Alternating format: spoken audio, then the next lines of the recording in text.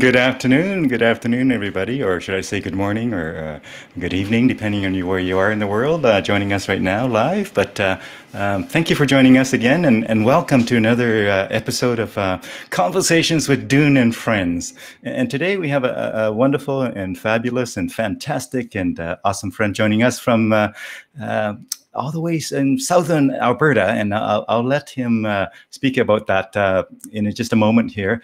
We have Mr. Herky Cutler joining us, and so before we have Herky come in on him and join us for an hour and a bit of conversation here, I'd like to do maybe a quick introduction of Herky so you know who it is that you're hearing from here.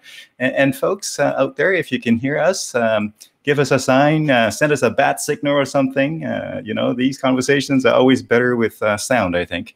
So let me do a quick introduction here of Herky. So Herky Cutler creates opportunities for individuals and organizations to become extraordinary. He does this through his work as a professional speaker, a corporate trainer, leadership coach, author, and a gigging musician. Now, Herky wants people and organizations to break through the barriers that exist in their lives in order to move forward, to improve their individual and collective performance. He's not happy with the status quo and believes that we should be continuously evolving as professionals and as human beings. And so with that brief introduction, friends, please help me in welcoming our special guest today, Mr. Herky Cutler. So Herky, thank you for joining us, my friend. I'm going to have you, let's just see here. There we go. The right button is always a good thing when it comes to these things. So welcome, my friend. How are you doing today? Hey, I'm doing great, Dune. Nice to be here. Thanks for having me. Who wrote that introduction? That's awesome. Yeah, that is awesome. I put my feeler out there on the sort of World Wide Web, and I crowdsourced that introduction. It was nice, short and sweet and to the point, which is awesome. Well done. Well, listen, tell us more. Maybe fill in the gaps for our viewers who are watching now and later. Tell us maybe a few things along the way. What got you to this point? What made Herky Cutler the way he is today? Tell us a bit more. Your history, your background. God. Yeah, you were born in 19 something or other. Let's start with that. It was a Tuesday. Yeah. It was raining. And I think my mother was crying because I was 10 pounds 8 ounces. So I think she was really pissed off at me and never let me forget the fact that I was a huge kid. There you go. I don't know. I was born in Montreal. I spent, I guess, 18 or 19 years there, and then migrated west. I followed my oldest sister, who married a Calgarian, and I ended up kind of living in the west, Alberta, BC, back to Alberta now. And I don't think I could ever go back east other than to visit. And my career has taken all kinds of ups and downs, as most people's careers do. So I'm sure we'll get into some of that as we go along. Yeah, that's fantastic. So fast forward to present day, COVID being the context. What have you been up to during these last, I don't know, how many weeks has it been since COVID started here for Alberta kind of folks in terms of actions responding to COVID? What have you been up to, my friend?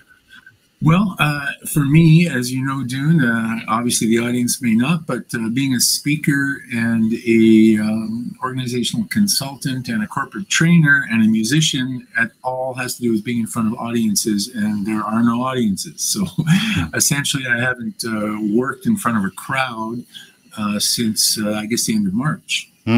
So what I decided to do was look at, going online as much as I could, and started developing some training programs, which I did through the Meetup platform. I'm sure you're familiar with Meetup. Yeah. And then I decided to become like you when I grow up, and I've been immersing myself in learning how to live stream. And I currently also have a live stream show as well called Leadership 2020, which runs Tuesdays, 10 a.m. Mountain Standard Time. And I've done 3 episodes of those, and I'm also learning the technology and getting a feel for what it's like to do a live show. Yeah, well, wonderful. Well, thank you for sharing that. So, best wishes with that. So, at 10 a.m. Mountain Time, of course. And yeah, On Tuesdays. Tuesdays. Yes, Wonderful. The day after the long weekend, if you had a long weekend. exactly. And the day Very, before Hump Day. So, oh, what better there. day of the week Oh, could you there picked a be? great day, my friend. Way to go, way to go. So again, just a reminder to our viewers out there who are, watching right now. Feel free to chime in with your comments. Your encouragements are welcome, and your questions. Put Mr. Cutler on the hot seat a little bit. Not too hot of a seat, but a little bit of a hot seat. So we have a bit of fun here throughout this hour and a bit. So we're going to talk music. We're going to talk personal development. We're going to talk leadership development and organizational development. Basically, things that quite important to making it through life here, right? Perfect for lunchtime, I think. Yeah, yeah. Tell us about your music. When did you start playing music, and how often did you play in terms of performing? I know you do a lot of maybe one-person show as well. Let us about the music thing first. Kind of just start from there. Sure. So I started playing guitar not until I was about 18 or 19 years old. Mm-hmm. I think I played the recorder in elementary school and the violin for about 8 minutes, and none of that worked. So I took up the guitar because I was living with a couple of men, and one of them was an incredible classical guitar player. And he would get up every morning and play this beautiful thing, and I said I wanted to do that. So I took up the guitar, and I was a closet guitar player for years, more off than on. And then, strangely enough, in 1992, so we're going to fast forward from 19 years old to whatever I was in 1992, I was working at a high school in Calgary, and they had 2 fundraisers every year. And the fundraisers featured a talent show. And the kids came to one kid came to my office and said, "So Herky," we called each other by our first names in the school. He said, "So Herky, you're going to be in this talent show, right?" I had my guitar in my office, so kids knew I played the guitar, but they had never heard me play. And I said, "No, I'm not going to be in the talent show." And the kid said, "What do you mean?" And I said, "I'm just too shy. I've never played in front of anybody before." So he said, "What if I played with you?" This is a 16-year-old student named Carl. And he was an incredible guitar player. I said, "You would do that?" And he said, "Yes." And I said, "Well, I'm in." And so he sat in with me. I played 3 songs. That was my first live performance in 1992. And he changed my musical life because I've been performing ever since. So I actually thanked him on Facebook about 20 years later, which was kind of cool. So then just was playing just kind of soul things. I started writing songs in 1997. And I moved to Pincher Creek. So by that time, I lived in Montreal, just outside of Vancouver, and Calgary. So 3 big cities. Never been in a band before. And I moved to Pincher Creek, mm-hmm. a town of 3,500 people. Mm-hmm. And I met these 2 fellow teachers. Mm-hmm. And these guys were jamming at the school. And I became a substitute teacher at the school when I moved to Pincher Creek and started jamming with these 2 guys. And I said, "Hey, we should form a band." And so we did. And we called the band Prairie Fusion, and we were together for 7 years. We played all over Alberta, and it was a great band, great 3-part harmony. And Francis, our lead guitar player, who's on my CD, plays guitar on my CD, incredible guitar player. And so we had a lot of fun with that. And then after about 7 years, I said, I want to play more of my own stuff, because we played in a lot of bars and people want to hear those cover tunes, which is fine. Mm-hmm. But I wanted to play my own stuff, and both of these men had young kids at the time, and it was getting more and more difficult to schedule practicing and gigs. So I said, I'm going out on my own. I took another risk, and I became a solo performer, and I've been doing that now for 8 or 10 years. Cool. Fantastic. Yeah. Now, I would love to just give our viewers a sense of the music that you play. So out of the various videos that you sent me in terms of YouTube links, as well as the that audio track, where would you like to start first, Mr. Cutler? Which video would you like me to share with our viewers to give them a sense of the kind of music that you kind of sing and play? Well, I think we should name drop. Yeah. Go ahead. Play the one with where I'm on stage with Amos Garrett. Wonderful. A lot of people will know about Amos Garrett, famous musician. And the cool thing about Amos Garrett is I live with him now because he lives in High River. And I moved to High River a year ago, and Amos is here. So we had a funny. I went to one of his concerts when I first moved here. It was an outdoor show, and I said, "Hey, you remember playing with me at the Tongue in the Post Festival, Medicine Hat?" He said, "No." Was anyway, it the? Tell me what the title of that video, so I get the right one on screen here for you, my friend. Crazy Teenage Love. That's what I thought. That's what I thought. So Crazy Teenage Love is coming up. Well, who doesn't like crazy teenage love, right? Now, so maybe tell us a bit more before I have it ready here for the viewers. Where was, like, how long ago was this again? 2010, right? Is that what it says? Yeah, it says 2010, yeah. Uh-huh.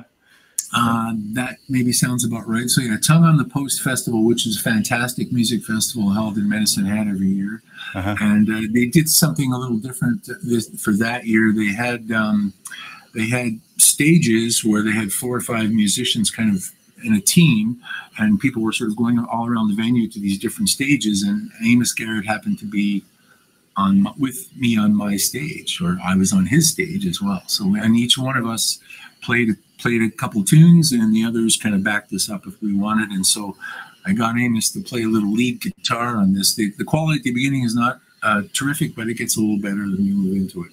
You bet. Just like anything else, wine and fine people, we get better with age. We get better with age. I say that these days when now more than half a century old, somebody told me the other day. But anyway, here we go. Wow, you're really good. Can you hear it?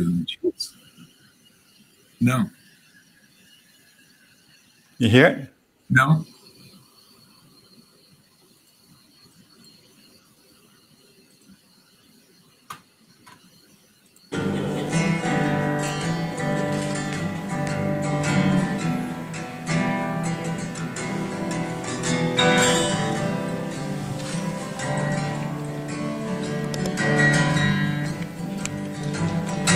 Another Saturday night, and I was looking in the mirror.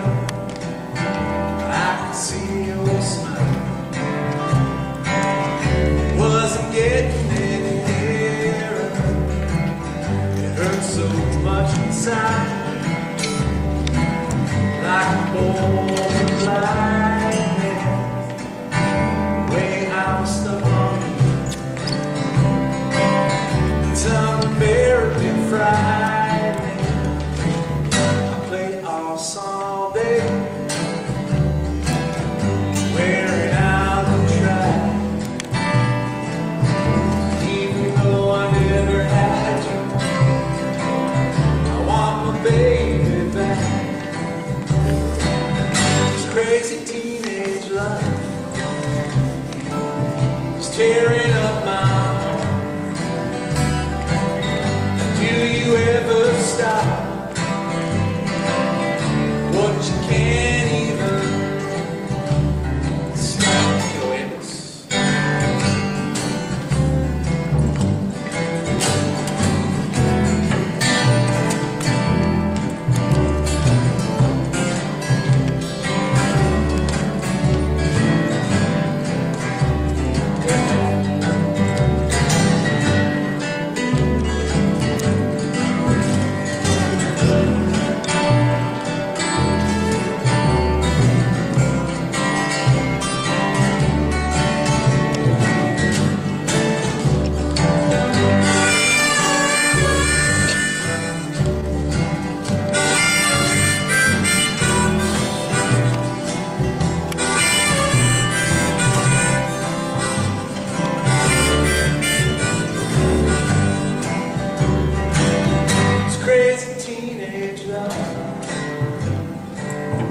Tearing up my heart.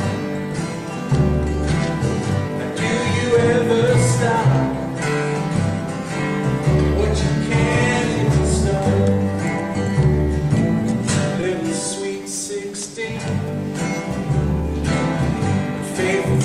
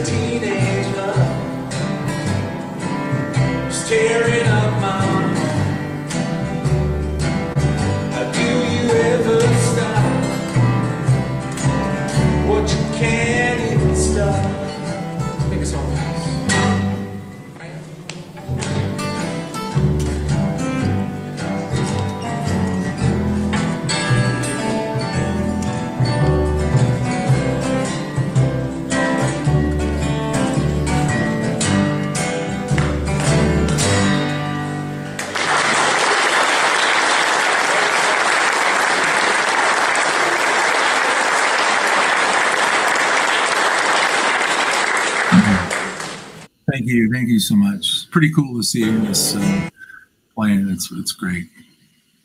Yes, that was fantastic. So tell us more.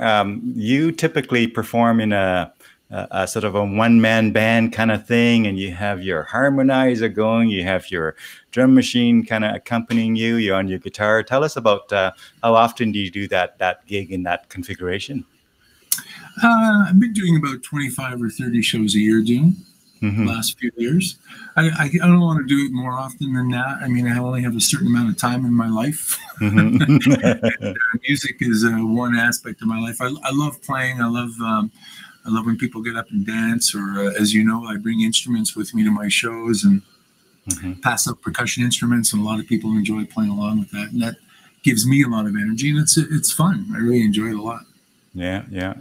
We'll definitely come back to music throughout the conversation here, but perhaps let's switch gear over to the other part of your life, which frankly probably take more of your time and more of your focus and dedication as well. Tell us about the training work, the facilitation work, and speaking, and all of that kind of stuff there, more corporate or government work.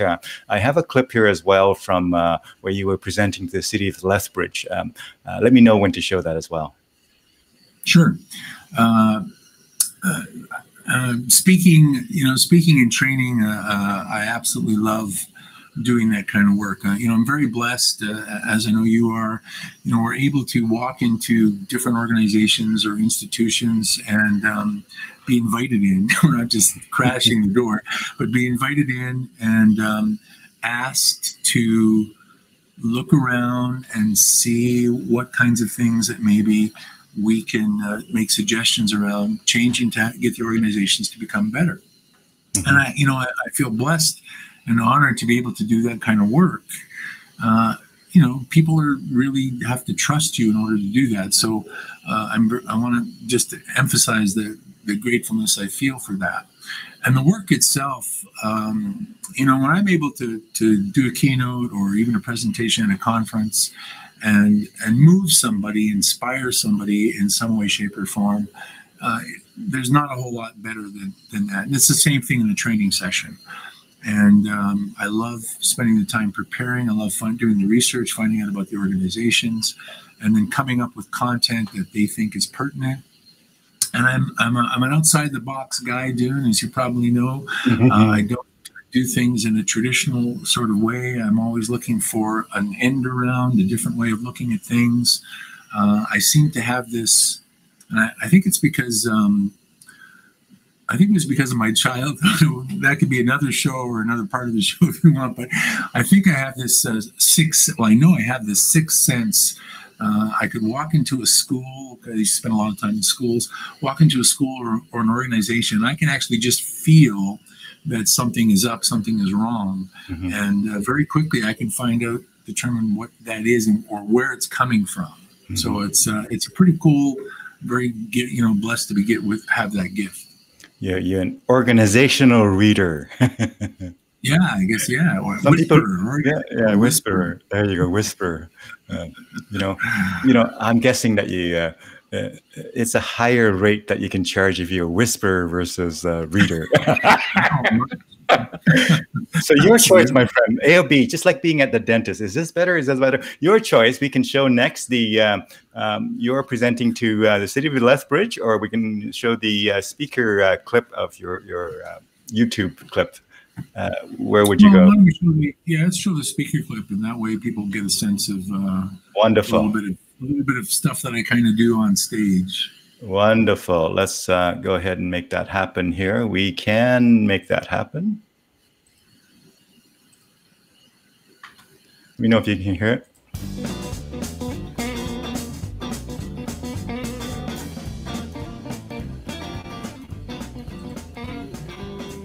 So everybody just stand up for a second. We're going to play a very quick game of Simon Says. Are you ready? Yes. Simon Says sit. Thank you very much. Excellent. Good job. First of all, I'm resenting the speaker for being lousy, in my judgmental opinion, right? I'm resenting all of the speaker's ancestors for giving birth to that speaker. And I'm also resenting myself for not having the guts and the courage to get up out of the room and leave. I'm going to give you a hint.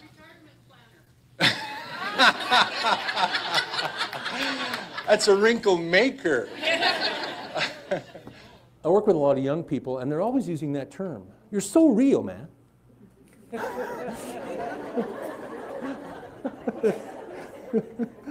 And I don't know what the hell they're talking about. You're so real. And a lot of these kids have some difficulty making decisions. And I think they have difficulty making decisions because we like to make them for them. I see a lot of career development practitioners who make a lot of decisions for their clients that I don't think they should be making. I don't hear you singing very loud. So here we go, don't you know? Career development on the move.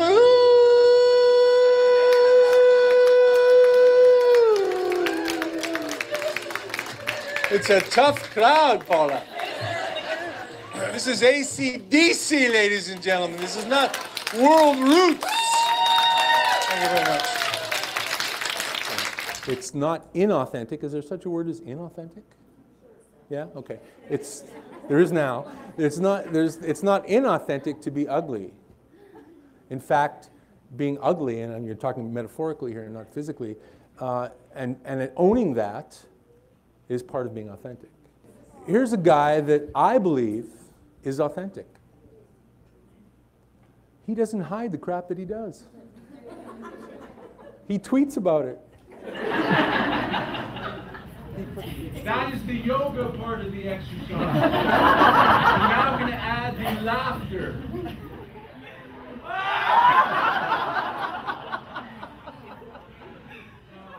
If there's anybody in this room now who's thinking about their kids, who's thinking about their family, who's thinking about the Flames game that starts at 7:30 on Global Sports, if there's anybody who's doing that, you're not necessarily 100% here.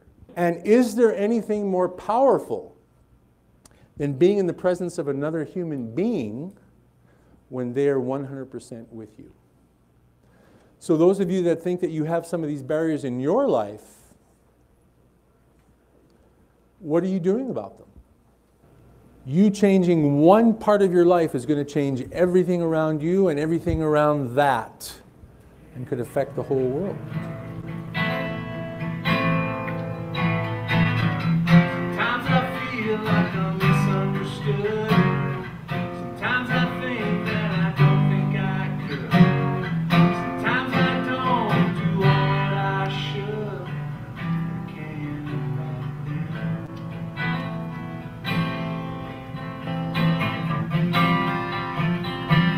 No, I can't back down.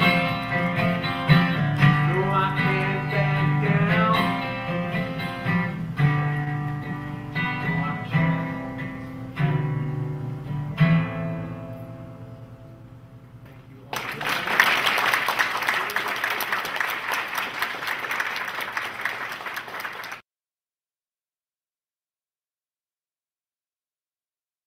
Fantastic.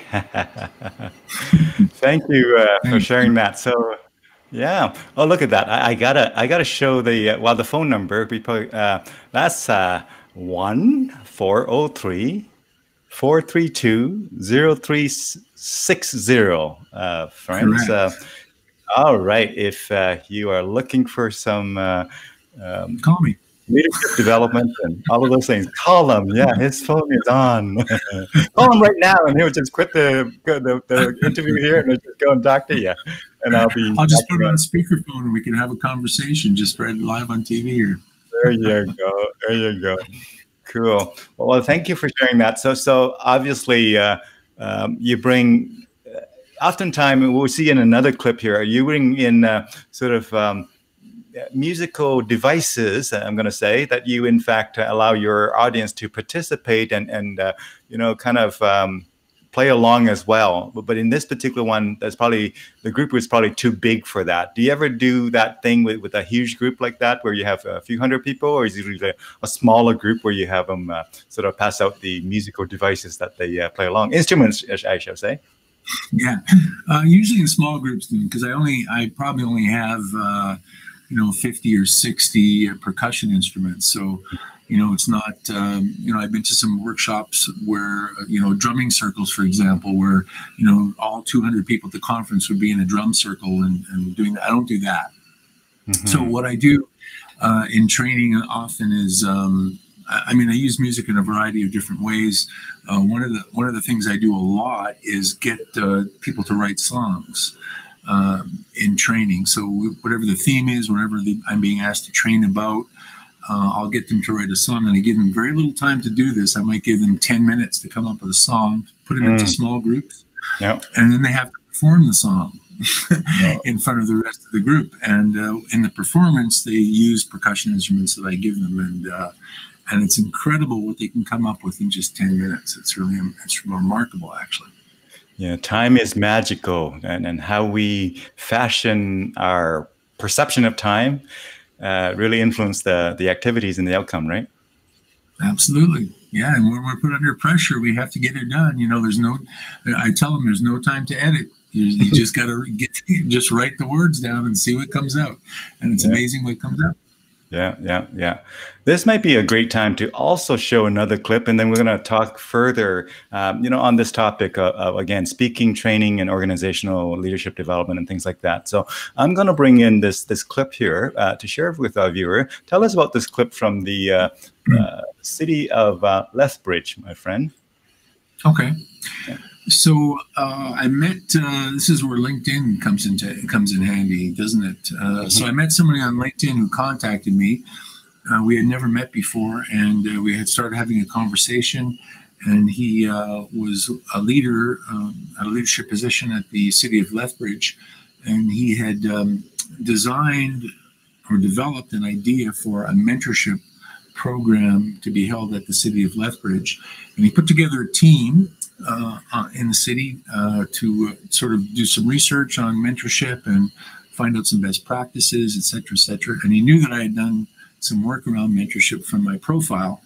And he said, I'd like to talk to you about, being our sort of training leader and consultant on this project. And I said, sure. So went to Lethbridge, had a meeting with him. We hit it off and got a contract to do the project. So this little clip was kind of an orientation.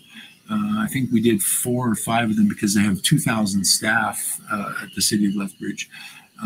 So we did a number of these for people. They surveyed the staff, and a number of people signed up to be mentors or mentees. And then those people came to these orientation sessions. So this is just a short clip from one of those orientation sessions. Me selling the concept of mentoring. There you go. Let's have a look. This is a fellow named John Crosby, a guy American from the United States. A brain to pick, an ear to listen, and a push in the right direction. 71% of Fortune 500 companies now have mentoring programs. So companies like that. I'm an organizational consultant. I work with a lot of different organizations and corporations. I cannot name one other one that has a formal mentoring program. So hats off to the city of Lethbridge. I think this is a wonderful opportunity for the people here to develop something really cool. And it could be a model for a lot of other cities, not only in Alberta, but in Canada. The research shows that about 80% of the learning that happens within an organization usually happens in kind of an informal way. It's people talking to each other, asking questions, getting answers. It doesn't necessarily happen in a formal training program. You might go to a professional development training thing for a day, spend the day there, learn a thing or two, forget it 10 days later, and move on.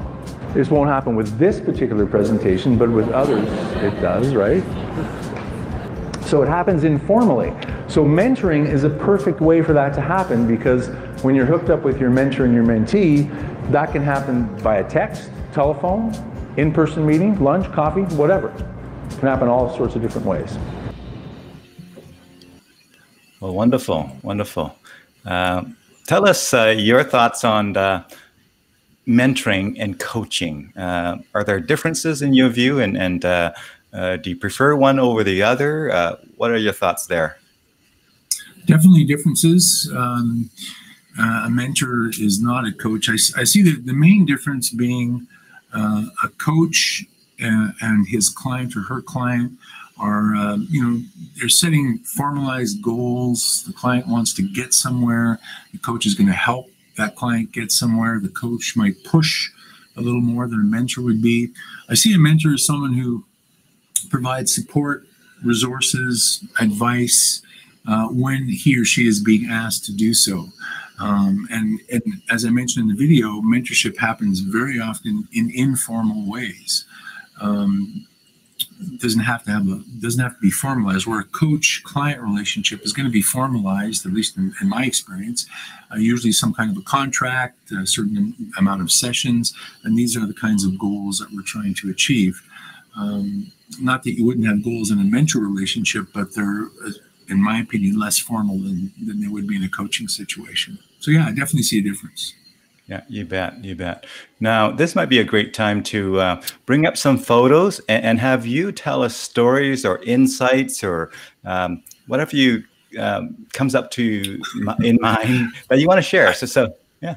I should have really paid attention to the photos I sent you there. Yeah, now it's going to be a surprise. Like you hit send a little bit too quickly, maybe, and now you're going to be scratching your head.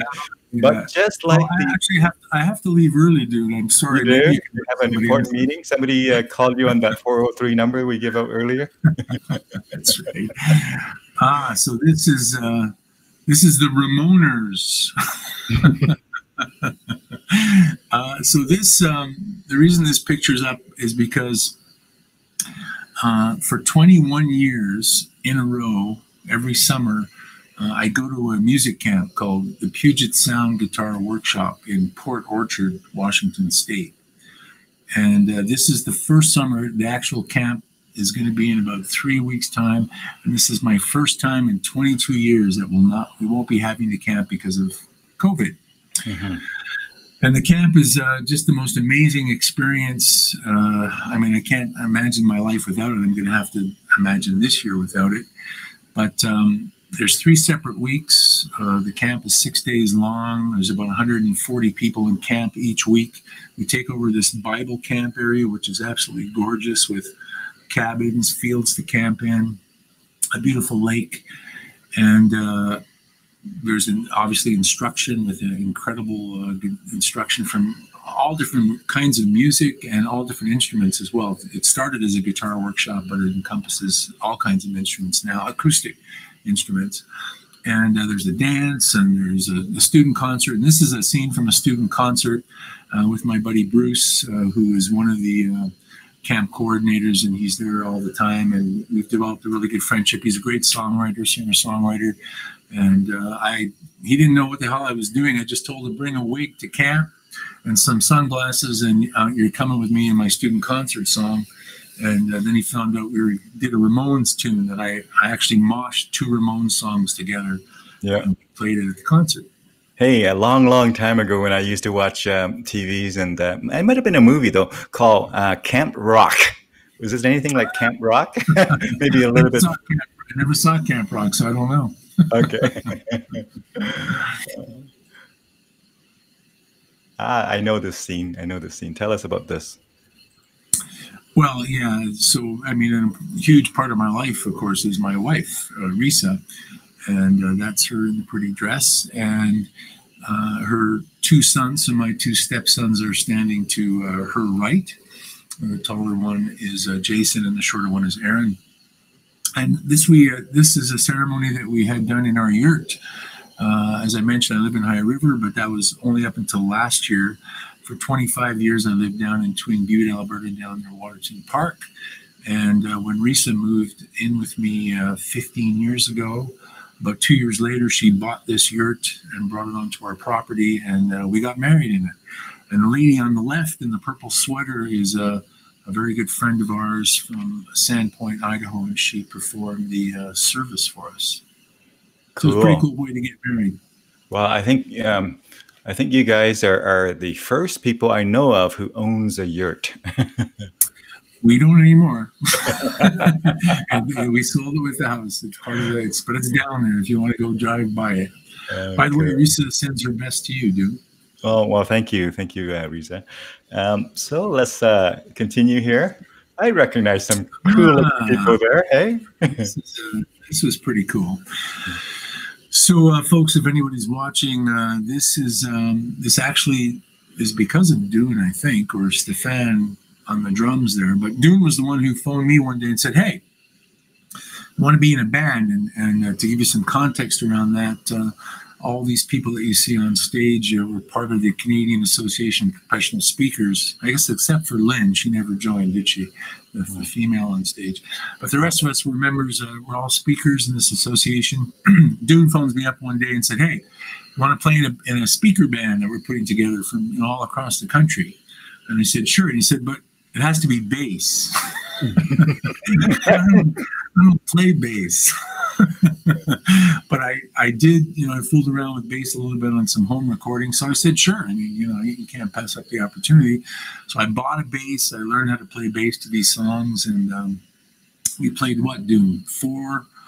I was in 3 or 4. I can't remember. Maybe you were in 5 of these annual speaker conferences. And do you remember where this one was actually from? Yeah, this was the first one in Vancouver. It was actually the Global Speaker Summit, 2013 Global Speaker Summit, in fact, GSS. Okay. Yeah, and we did 5 together there. And, we went Vancouver, Toronto, over to, I don't know the exact order now, but Toronto. Eventually we did Halifax, we did Ottawa, we did Toronto again. And so, 5. And, after 5, it was a good number. We put an end to it and moved on from there. But thank you for sharing that. That was a lot of fun. And shout out to Mr. Bob Huey, who actually was the person that booked us to do that gig. And so he took a chance on this band that did not exist that we said we could put together, and it was a lot of fun. We did So let's look at the next one here. Tell us about So this is a picture of a very short-lived but really cool duo that we formed. So the man on the left is a really great guitar player named Harley Packer out of Lethbridge, Alberta. And Harley and I had been friends for a while, and he would come and see me, play my solo gigs in Lethbridge, and he'd say, "Hey, maybe we should do something together." And I said, "Okay." So we got together and started playing some tunes and stuff, and we decided that we sounded good together, and we would form a duo. And the name of the duo is probably the best part. The name is called Psychedelic Hippo. And I'm not even sure where that name came from, but when we talked about the name and we both liked the name, I went online and I found this really incredible drawing of a hippo. I should have sent you that picture too. And I contacted the artist and I said, "Hey, I got this friend. We want to form a duo, a music duo. We want to call ourselves Psychedelic Hippo. Can we use your drawing as our logo?" And she said, "Absolutely." And of course, it was signed, and I gave her credit for it. And then we had these very cool T-shirts made up. And this was our very first gig. It was, I think it was at an open mic. I think we did 4 or 5 songs in Coaldale, Alberta, and we played 2 more gigs after that, and then it was over. So short-lived, but cool. It was intense, but it was short. That's right. And Harvey, we're still good buddies, and I wish him the best. Yeah, there you are with one of your groups that you mentor and coach and support. Well, this is another huge part of my life, or was. So I've been a Rotarian off and on for 18 years.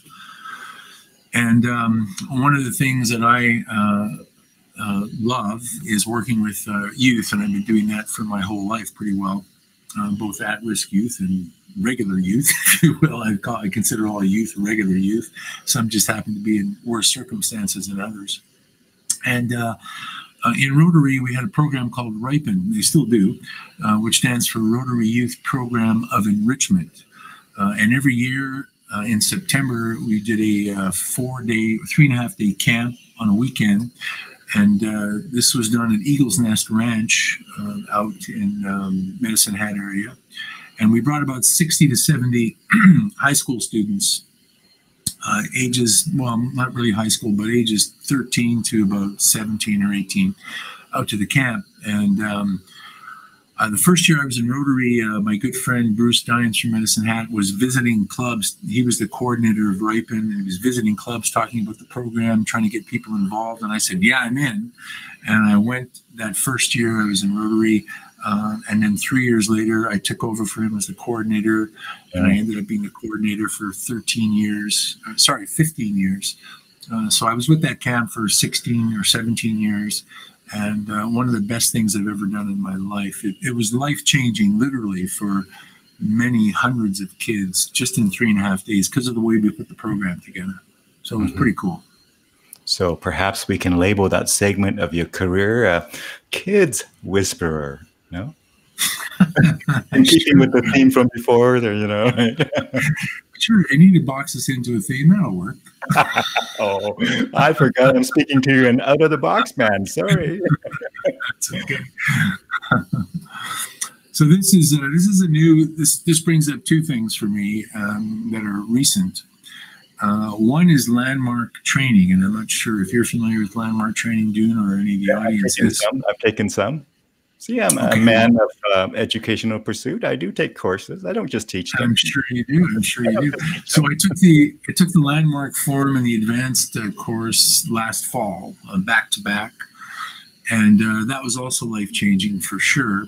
And in those courses, I met this man Roberto or Tito, who lives up in your city, in Edmonton, and we just had a great connection together. And after the courses, we got together and had lunch in Calgary, and then I went up to an event that he put on in Edmonton. And one of the things that Roberto does is he works with North Americans and helps them create business or do business in Central America. He's from El Salvador.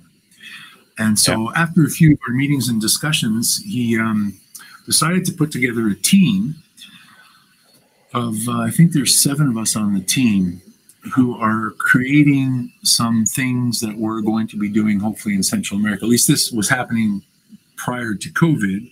COVID came up and we've kind of stopped a little bit. But our plan was to develop this program, develop a conference, kind of a style setting where we would all present on our areas of expertise. And I would do one on leadership. And to a bunch of organizations down there that he has contacts with. And then we would see what happens in Central America. So I probably learned Spanish after a while. So that's why I put that picture there. We need to put up some conferences where you get to learn Vietnamese, my friend, and then you can.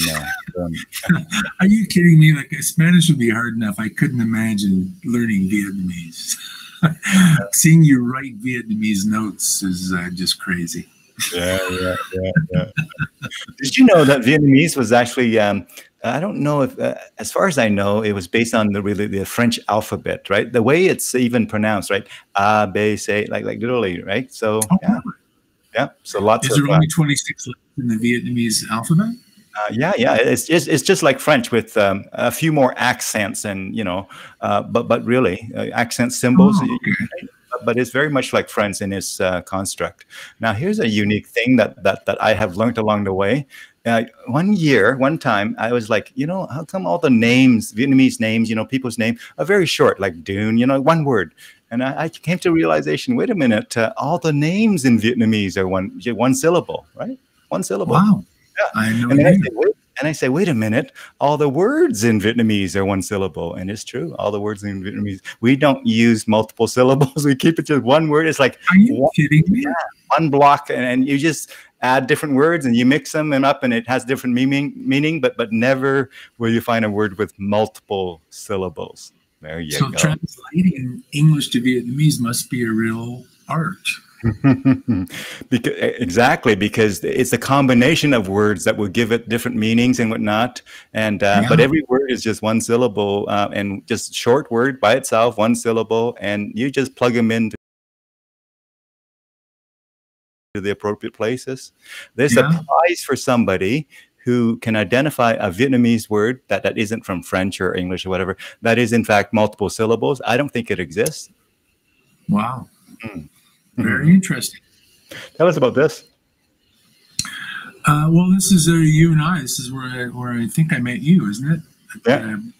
So Well, this comes from the Canadian Association of Professional Speakers. I think it was it a Christmas party where we had this guy doing these caricatures. So I put that up there as a reminder that I was a member of CAPS for 9 years, and an incredible organization of speakers, for those who don't know, who might be listening, all across the country. And I learned an amazing amount of stuff about how to speak, how to run a speaking business, and tips and tricks about being on stage, and met an incredible amount of warm people who are willing to give you anything you need to know to help you become a better speaker. So I was blessed to be a part of that organization. That's where I met you.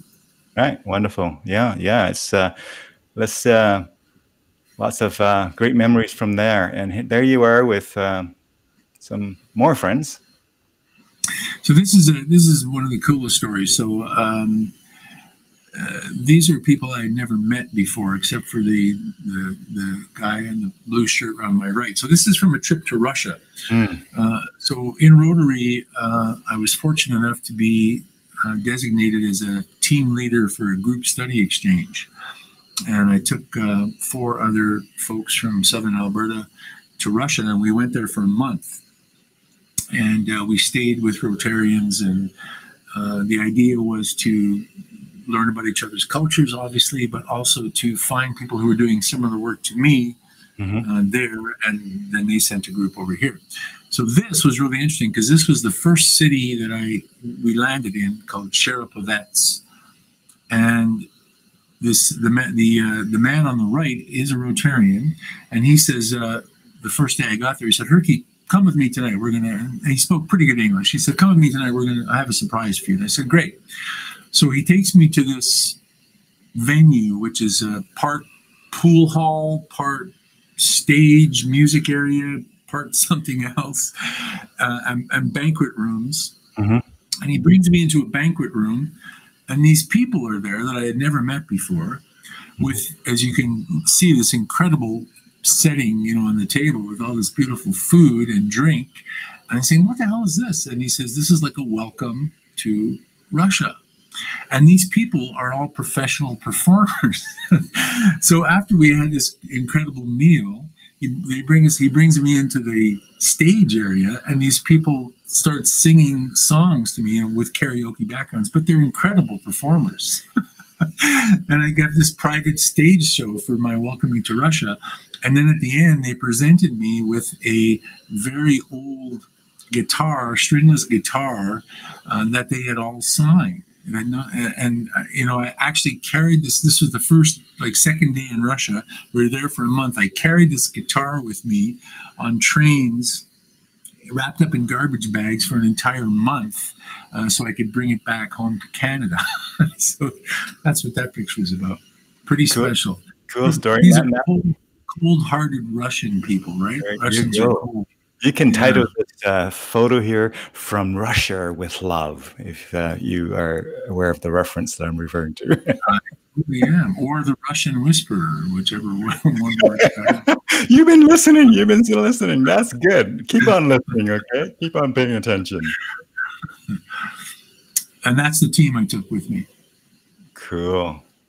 And 3 of us are still in touch. One isn't, and that's just the way it goes. But 3 out of 4. Yeah. 3 out of 4 ain't bad, is what I say. Yeah. There's that strange photo with interesting lighting on the faces. Yeah. So this was, you came and kindly took 1,000 photos of me, and sent lots of video. And this was, tell me the name of the place again. Do you remember? Can't remember the name of the venue. Pardon? Blackbird. The Blackbird. Yeah, the Blackbird. Yeah. And that was a fun time. Not a small crowd, but it was fun. I enjoyed it. Yeah. Thanks for taking the pictures. Mighty crowd. Yeah. So this is, I'm an author, and that's the book I wrote, Get Fit, Go Far. 15 things that organizational leaders absolutely must do to improve organizational performance. That was a book signing. And do you know who that man is? Yes, absolutely. That's Mr. Marathon himself that runs probably 150 marathons a year or something like that. Well, he doesn't do that anymore, but his claim to fame was, so this is Martin Parnell, folks, for those who don't know who he is. If you don't check him out, we touch bases in a number of different ways. He's a fellow speaker and met him at CAPS as well. And he's also the incoming Rotary District Governor starting July 2021. So we have Rotary. He's totally inspirational. This man ran 250 marathons in 1 year to raise money primarily so that kids could play sports. There you go. Huge amount of respect for him. Thank you for correcting me. I was thinking 150 or more, but 250 or more marathons each year. In 1 year. No, I didn't do it each year, just 1 year. In 1 year. 1 year. He continues to run marathons even after he's had some health issues, and he's still back running marathons. And just a remarkable guy. Yeah, absolutely. Absolutely. So let me continue here with the next photo and tell us about that. Oh, that's the same one. See, it is such a great photo. You love it so much, or is this a different expression on the face this time? No, I only sent one, didn't I? You're just going backwards instead of forwards. You can pass that one. That's just a picture of me. Oh, I just want us to kind of just pause on that little kind of text that's still on the screen. It says "Get fit, go far," and we have a picture of Herky here. So I don't know what that's conveying. I'll take that off. That's your book title. So anyway, your book title just doesn't want to go away here. But there you go. That's how far we go, right into the sky, folks. Yeah. So this is. I'm very proud of this because I jumped out of a plane. I guess it's 5 years ago now, I think. And the reason I jumped out of the plane was to overcome my fear of heights. I've had a fear of heights my whole life. I'm not even sure where that came from. And at some point in my life, I decided to take some steps to deal with this fear because I became cognizant of the fact that if you face one fear in life, you gain the confidence to face others. And I've faced all kinds of different fears, but this one was a big one. And it kind of started with, getting up on ladders and getting up on the roof of my house when I had to fix something, to the 10-foot diving board and swimming pools. And I thought I was making progress, but there was still something there that wasn't right. And then about 7 years ago, a friend of mine on Facebook noticed it was my birthday. And this is when I was living down in Twin Butte. And he was in Cowley, which is close by, a little community close by, at a glider field, because he's a glider pilot. I said, hey, why don't you come down over to the glider field and I'll take you up in a glider for your birthday? And I went, are you kidding me? Like, to myself, are you kidding me? This has no engines. Like, I'm not afraid of flying in an airplane. That isn't an issue for me. But I said, a glider. And then I went, what the hell? This is going to be really good for me. So I said yes. And I went up in a glider up at 10,000 feet. Actually got to steer the thing as well. And I thought, at the end of that, I'm over my fear of heights. And then something was itching at me and saying, no, you're not. You have to do something else. And I said, well, the only other thing to do is jump out of a plane. So I said to myself, I'm going to do it. And I told my wife, I said, I want you to come with me. We brought her 2 sons. The 4 of us went to Olds, Alberta, and we jumped out of a plane. And it was the most remarkable thing I've ever done. And I'm proud to say that I am no longer afraid of heights. I could do it again in a heartbeat. Cool. Now, I was going to say, we have a mutual friends probably who did a video with jumping out of airplanes, and he had a very good music video to kind of accompany that. Tree. Yeah, I'm thinking of was it Troy? Troy that did it. His new name is Shri, S-H-R-I. Absolutely, I see that. He actually inspired me to jump out of the plane. Yeah, that's what I thought. That's why I mentioned it. So there you are doing your thing there. Yeah, that was just a speaking gig. It was with the Chamber of Commerce in, where the heck was it? Cardston. See, everybody, Herky is always ahead of his time, always ahead of the time. This was taken how long ago, Herky, would you guess? roughly? 4 years. 4 years ago, and he even had the COVID foam kind of microphone protector thing, right? He knew it was coming. Maybe no. Actually, some of our musicians friends, one time when COVID first came around, they were saying, because we didn't know anything about COVID back in early March, right? It's like, well, maybe we'll just have lots of those, separate foam pieces, and we'll just put it on the microphone. Well, it turns out to be a bigger deal than we had thought it was going to be, this COVID thing, right? Absolutely. Yeah. So this is cool. This is also training. This is one of these men is a McDonald's owner-operator in Southern Alberta, and this is a senior management team. And they bring me in regularly to do some training. And the reason this is a cool picture is because at a training event, I brought in this game that I had come across, a game about positivity. And the training was on positivity in the workplace. And he sent me this picture because after the training, they now meet, their senior management meets every week, and they start their meeting off with this game. So I thought it was a pretty cool testimony to that training event that we had. Cool. All you have to do is check back with them and ask them, are they still on McDonald's coffee, or are they onto something else now? But I must say, the McDonald's coffee, they got the market cornered on this. The lid is awesome, isn't it? Anyway, it's a good lid. Finally, Tim Hortons actually has a better lid. Did you notice that Tim Hortons actually has a better lid now? In the last, I just noticed this a few months ago. For years and years, they have this flimsy lid that's like, come on, you can do better. And finally, I think Tim Hortons turned the corner. It could have been because of McDonald's. Yeah, could be. You never know. There you go. So this is just me as a baby. I came across this picture, and who knew that I'd have no hair at this point? Wow. How old? Do you remember how old this might have been? Like, it was 1.5, 2, something like that. Cool. Yeah. I think that might be the last one of the photos there. So zooming out from the photos, thank you for sharing that, by the way, and zooming in out from the photos. Back to perhaps your work that you do prior to COVID and now during COVID, and maybe envisioning after COVID. So right now you're doing kind of a lot of different things online and whatnot. What are your kind of, what does it look like when you look, let's say 3 years out? Let's say once COVID kind of gotten to a point where we say we can look in the rearview mirror and say we kind of over COVID. How do you see your work continues after that?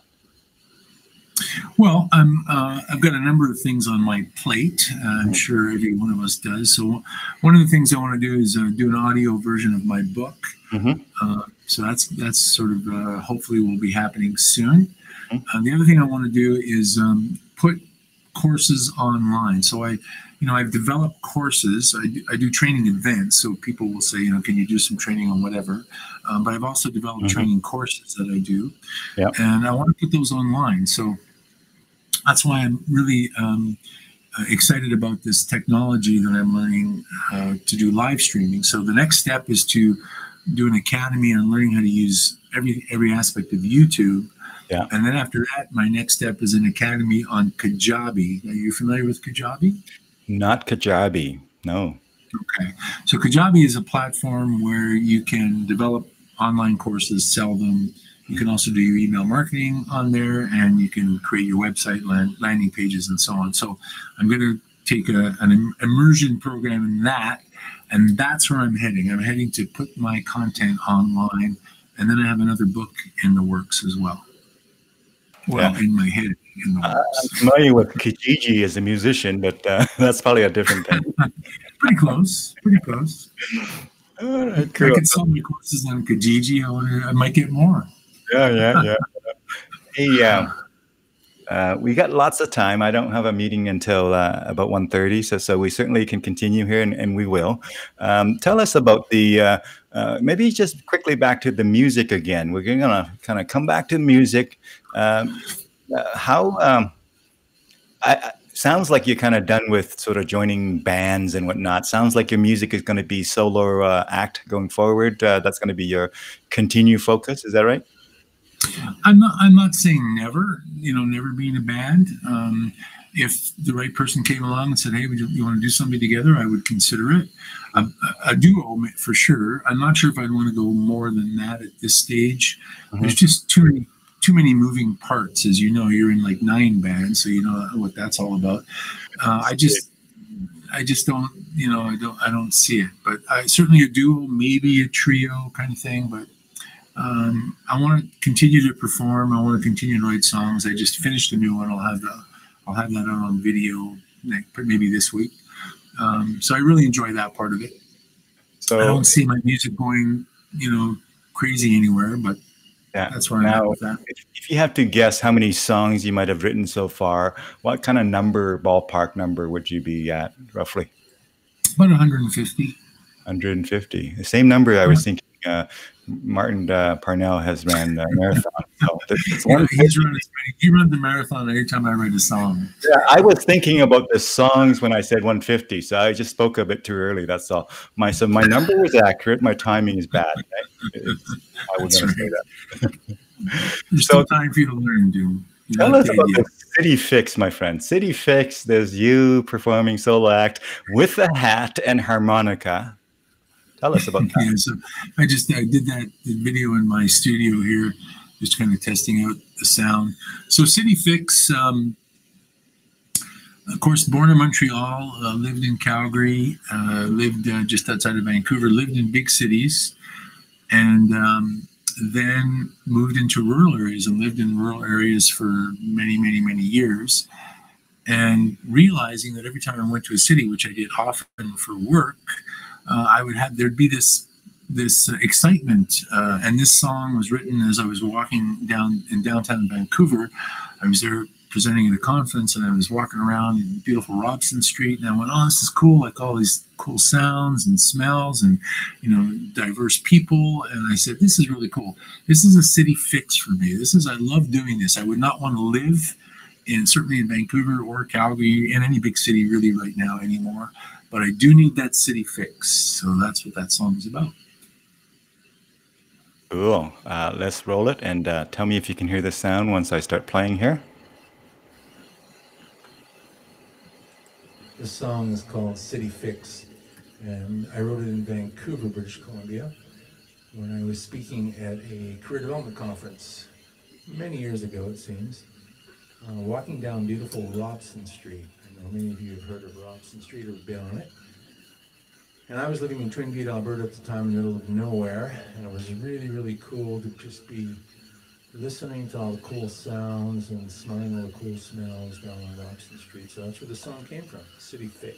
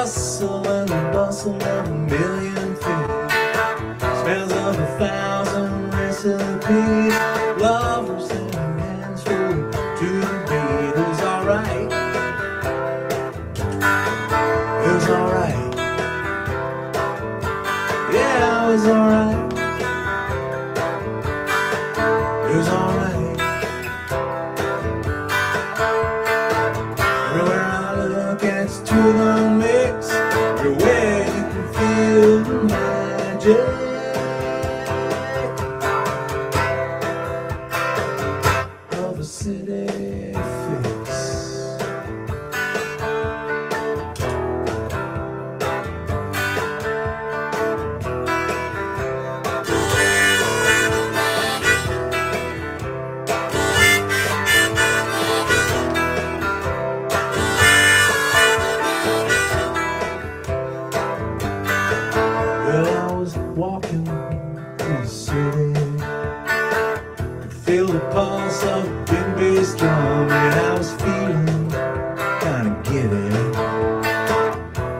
City life is where I'm from is alright.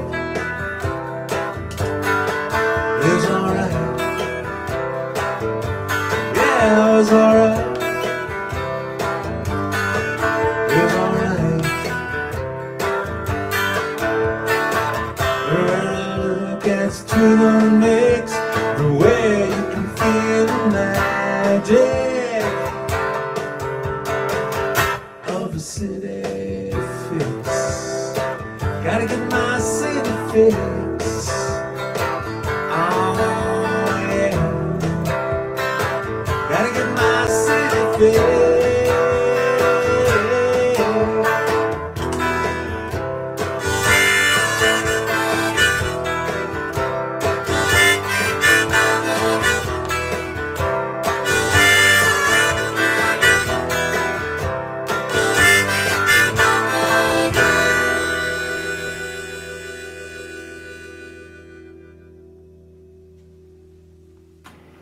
Very cool. Very cool. So when did you write that song? Thanks, A few dude. years ago? How many years ago was that? No, it's probably 15 years ago, 12 years ago, something like that. If I had it in Alright, front of me, it cool, has the cool. date on it. I can't And you had the yurt. You still had the yurt. By the way, spell the word yurt for our viewers. What does yurt spell? It's YURT, and it's a Mongolian dwelling. Cool. It comes from Mongolia. Yeah. Very nice, very nice. What I like to do is maybe get back to your speaking and training and coaching. When you think about all of those things that you do for organizations, do you have a sort of an ideal mix? You know, if you just have your ideal sort of gig, what does that look like in that corporate world? The ideal gig would be being hired as a consultant for an organization, kind of on a retainer. Mm-hmm. So they could use me in a variety of different ways. So they can use me to train, they can use me as a coach, they can use me as a speaker at a conference, whichever way they want, when they need me. Mm-hmm. So that's my preferred way of working. I like to do that. So again, a continue kind of long-term relationship, and then with peaks along the way in terms of the engagement, but to have a sort of a constant ability to reach out and tap into your services and your help with as needed. Exactly, and you mentioned it before. It's the relationship that's the key. Mm-hmm. So when I come into an organization, do a one-off training, it's fine. It's good. They get something out of it. Maybe they'll remember something. Maybe they'll even use something, but it's not the best. It's not the optimum kind of a situation. Developing relationships with trainers or coaches or consultants, to me, is much more effective, much more efficient in the long run. And often, I'm sure you're aware of this as well, often organizations don't really have a plan. They don't really have a training plan or a leadership development plan. They figure, okay, we have to do some professional development. Let's ask the staff what they want. And the staff say, well, we want to be trained on this. And they bring a trainer in and they train on that. And then 3 months later, they have another PD activity and they do the same thing. And to me, it's fine, but it's nowhere near optimum. There should be a plan with, measurable goals that so you can track progress and track success. Mm-hmm, mm-hmm. In other words, you want a really to be a long-term partner in that relationship there with the organizations and with the people, and responding to the peaks and valleys as they come in terms of their needs, and be very kind of responsive rather than pushing something specific to them per se, but be responsive to the need of the day, the need of the month, the need of the year, kind of. Cool. Well, wonderful. Now, I know you have sent me an audio clip here, and I think we're going to play it for our viewers. And maybe you give us the intro, and I'm going to surprise you. Are you okay with surprises, Mr. Cutler? Totally. You play a little guitar along with it or something? No. No, you sent me a bunch of photos. You sent me a bunch of photos, and then I went and looked at our.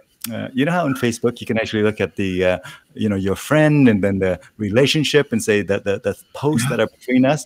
Well, I saw a few more photos of our Elevation band. I'm just going to flash them Ah, by as we play this clip here, and then we'll come back and we'll do some wrap up talk. But and well before 1:30 mark where I need to be in a client meeting here. But tell us about this this cover that you did here at some fancy studio somewhere.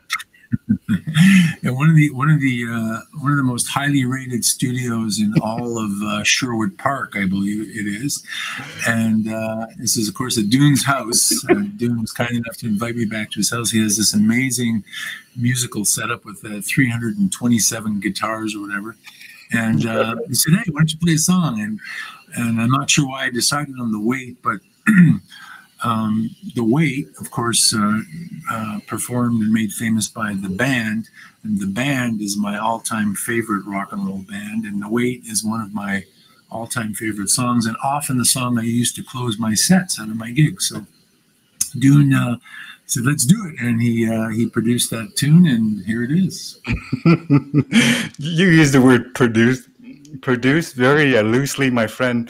Same with the word studio. So if you can take the word studio and produce with a lot of grains of salt, here's the clip that we did during your visit on a snowy, was it February or something like that? A snowy day. I remember you were actually at a convention. You just spoke at a Westminster Mall. You did a seminar there, and then you just called me up and say, "Well, we're gonna." So anyway, I picked you up, if I remember correctly, from that seminar. Is that right? I drove to your house. Oh. And you were just completed a tractor run, so it was definitely That's right. That's right. Run, yeah. I have mistaken for another friend, Mr. Chris Bauer. You remember Chris Bauer? From Tennessee, from Nashville, Tennessee. It was Christopher that I picked up at.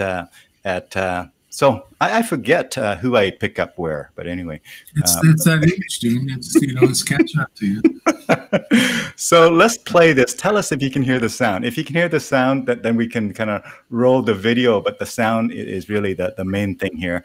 The only reason I'm showing the photos is just so that they don't have to look at our faces when this whole song plays. So here we go. Gotcha. Can you let me know if you can hear it? Yeah.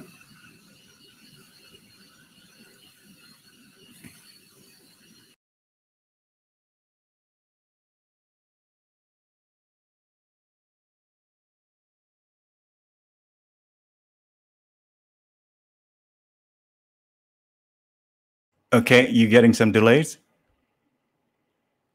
Hold on. Let's restore the sound here. Go ahead and tell me. So, Herky, you can't hear? Okay, No. Give me a second. Tell the fans not to go away. Yeah. Here we go. Well, the wait, right? The other wait, not the WAIT was what I was thinking. So I was just creating this authentic kind of theme, right? Where they have to wait, right? So that's my excuse anyway. So here we go. Can you hear now? Can you hear now? Okay. That was the wait, folks, like waiting for it.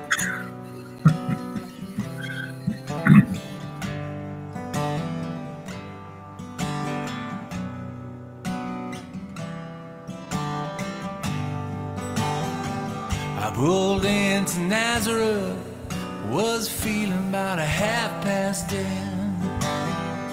I just need some place where I can lay my head. Hey, mister, can you tell me where a man might find a bed?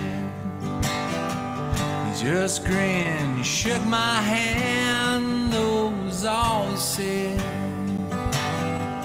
Take a load off Annie, take a load for free, take a load off Annie, and you put the load right on me.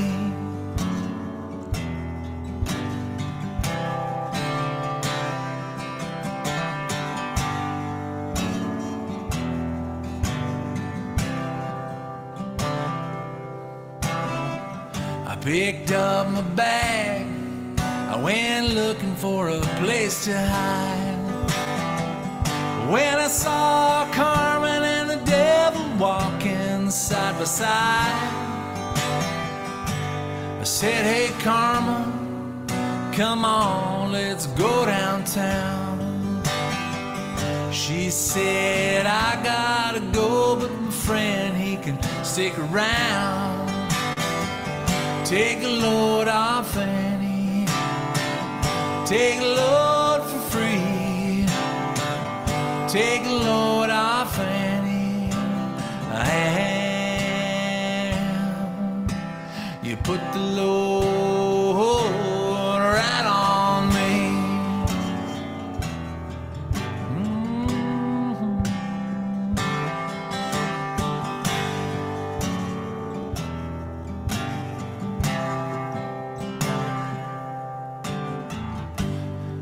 Go down, Miss Moses.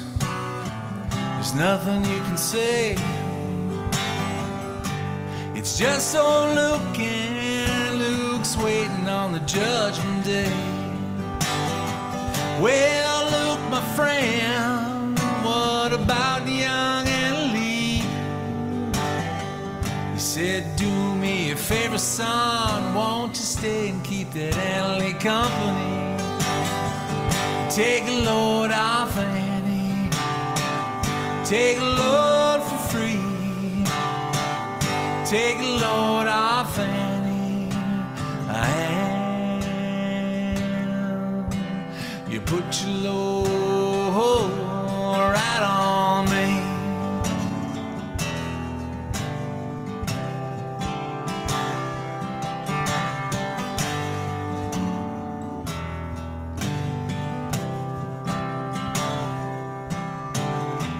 Crazy Chester followed me. He caught me in the fog. He said, I'll fix your ride. You take Jack, my dog. I said, wait a minute, Chester. You know I'm a peaceful man. He said, that's okay, boy. Won't you feed him whenever you can?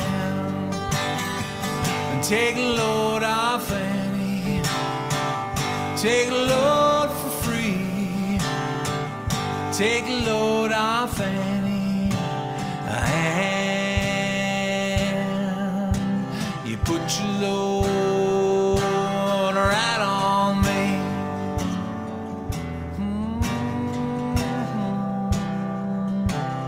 Right on me.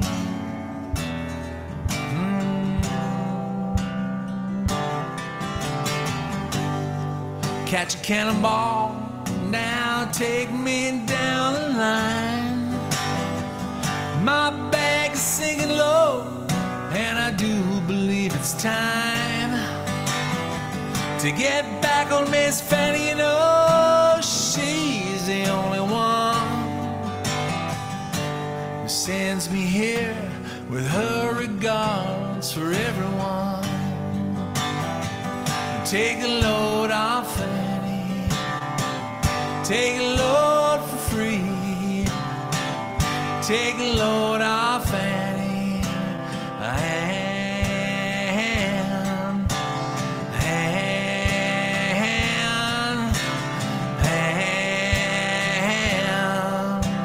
you put the load right on me.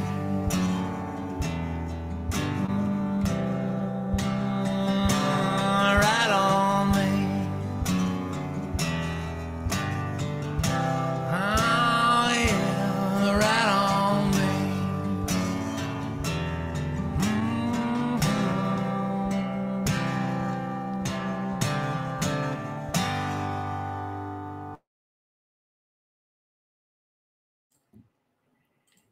Awesome.